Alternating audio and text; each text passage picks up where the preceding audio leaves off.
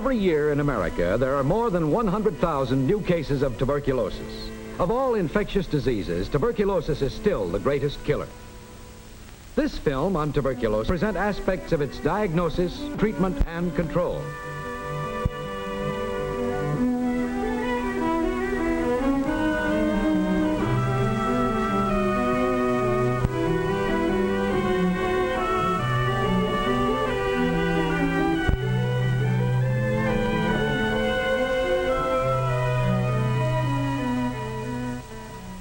In spite of the progress of preventive medicine, in spite of public health programs on community, state, and national level, tuberculosis still attacks almost as many Americans today as 10 years ago. Although the number of deaths from tuberculosis has been gradually falling off. Why? For one thing, industrialization has spread faster than industrial health programs. In some occupations, there remains the hazard of infection. Poverty and ignorance, whether in back country or in city slums, contribute to the spread of tuberculosis. Ignorance or negligence, as in this case, or in this case. And then there are wars, the greatest spreaders of tuberculosis. The work of scientists alone cannot eliminate the deadly bacteria that cause tuberculosis. It takes community action. In the city where Mary Smith attends high school, tuberculin tests are given to all pupils.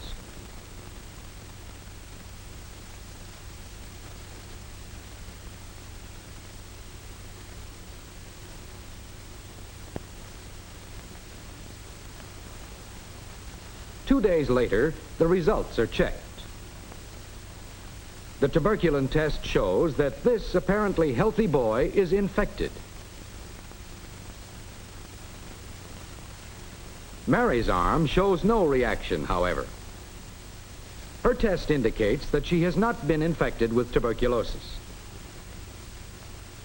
Soon afterwards, Mary's aunt comes to live with her. She seems run down and needs a rest. Actually, she has a well-advanced case of tuberculosis. Through sneezing, coughing, and direct touch, Mary may have been infected. Often, bacilli of tuberculosis are breathed in by their victim. They pass through nose and mouth into the trachea and on through the smaller passages, deeper and deeper into the lung. At their ends, in the deepest recesses of the lungs, the bronchi branch out into very small bronchioles, which contain air sacs, whose walls are principally tiny blood vessels. The tubercle bacilli at once attract disease-fighting cells, which begin to surround and envelop the germs. Many of the cells, however, are killed by the bacilli. Then larger body defense cells come to the rescue by swallowing up smaller cells and the bacilli they contain.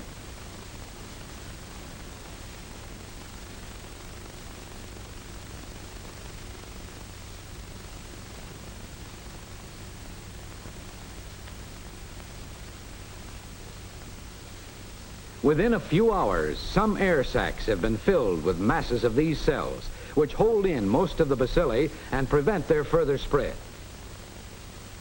At the end of a few weeks, the bacilli, although they may have multiplied for a time, are walled off temporarily. Or, as rather commonly happens, they may have been carried through lymph vessels to bronchial lymph nodes. There they may have been similarly walled off. This may have been the case of Mary Smith, who by now has finished high school. She has a job and is working hard, playing hard, making every effort to keep slender. She's having too little to eat. She's getting too little rest and too much excitement.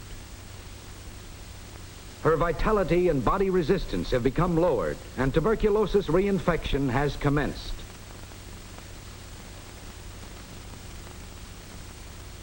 Reinfection may come from outside, from tubercle bacilli carried from the air into the lungs. Or it may come from spreading of a primary infection. Either by the breakdown of the primary pulmonary focus or of a lymph node focus, either directly into the lung or in a roundabout way through the bloodstream, or finally into the bronchial tubes, with discharge of germs into other parts of the lung and formation of a new diseased area.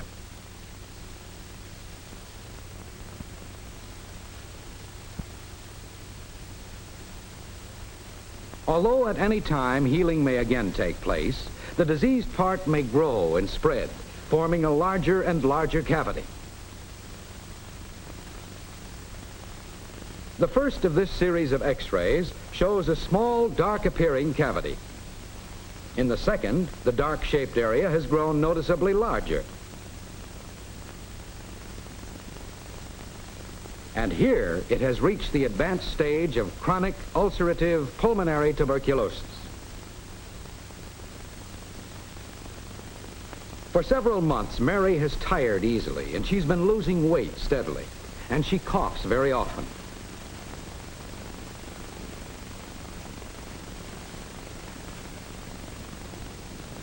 All this begins to worry her, and she finally decides to make an appointment with her physician.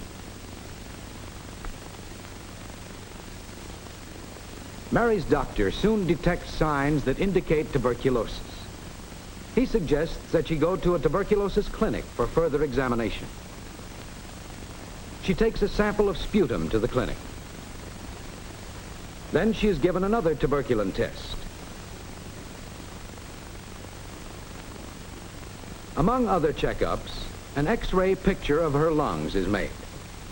X-rays are one of our best means of getting evidence when infection is present.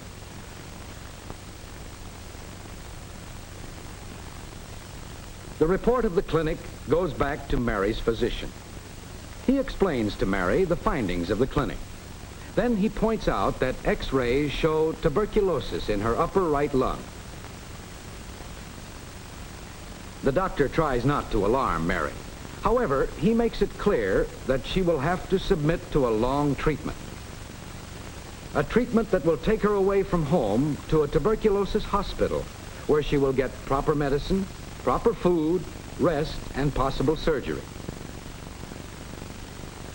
Under the care of nurses and doctors, Mary is undergoing the standard treatment.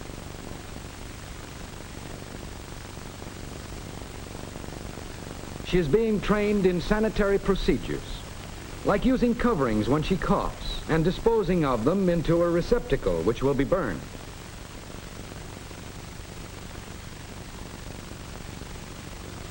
Fortunately, Mary is able to take an adequate amount of nourishment. Milk, citrus fruit juices, meat, potatoes, and vegetables. Proper food not only gives her the necessary body fuel, but materials which will heal the injured parts. Repair is a slow process, but proper medicine, good food, and rest will work wonders, even in the advanced stage of tuberculosis, as in the case of the ant. A number of different surgical procedures can be used, either to help the lung rest or to remove the damaged portion of the lung. New drugs are constantly being developed to aid in the recovery of the patient.